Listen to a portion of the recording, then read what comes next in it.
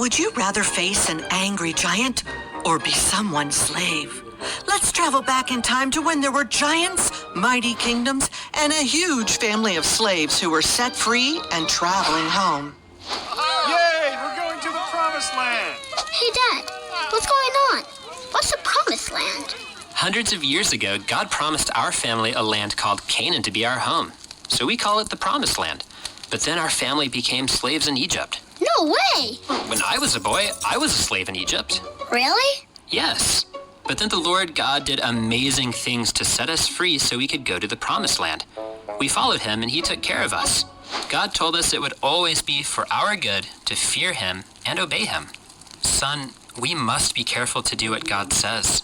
Remember, when you trust God's way is best, then you choose to obey what he says. That's an important lesson we had to learn. So why aren't we living in the Promised Land? We were ready to enter Canaan. God told us to send 12 spies to explore what it was like. And after 40 days, when they got back, the spies told us the land was wonderful. But then they started arguing. Why were they arguing? 10 of the spies thought it was too dangerous. I clearly remember one of those spies shouting, "This land is filled with huge armies. They will destroy us." And we saw giants. Some of them were so tall it made us feel as small as grasshoppers. We can't live there.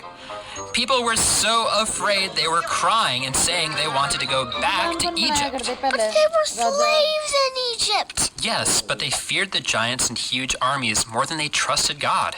But 2 of the spies begged everyone to trust God.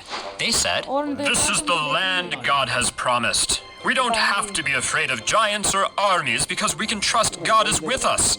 Let's go into the land he has provided." We should have trusted God.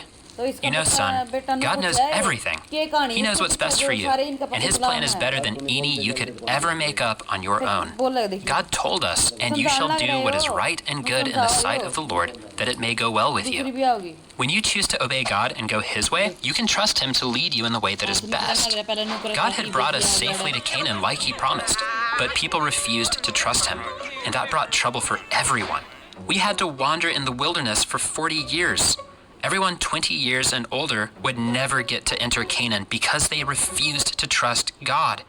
After those people died, all of us who grew up in the wilderness would enter the Promised Land, along with Joshua and Caleb, the 2 spies who trusted God.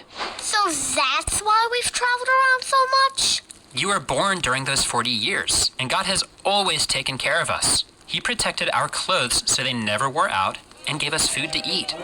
Now, he's brought us back to Canaan, just as he promised. Joshua is going to lead us into the Promised Land tomorrow. He told us to get ready and trust God to do wonders. I'll remember to trust God and obey what he says, even when it's not easy. I know his plan is better than any I could make up. That's right, son. God's way is always best. Come, let's get a good night's sleep. Tomorrow will be an exciting day.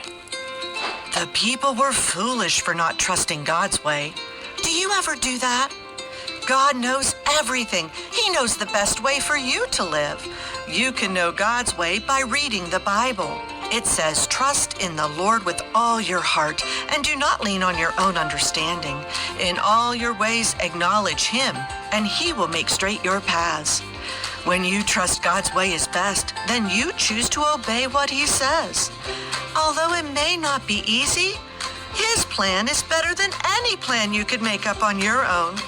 Will you trust and obey what God says in the Bible? God's way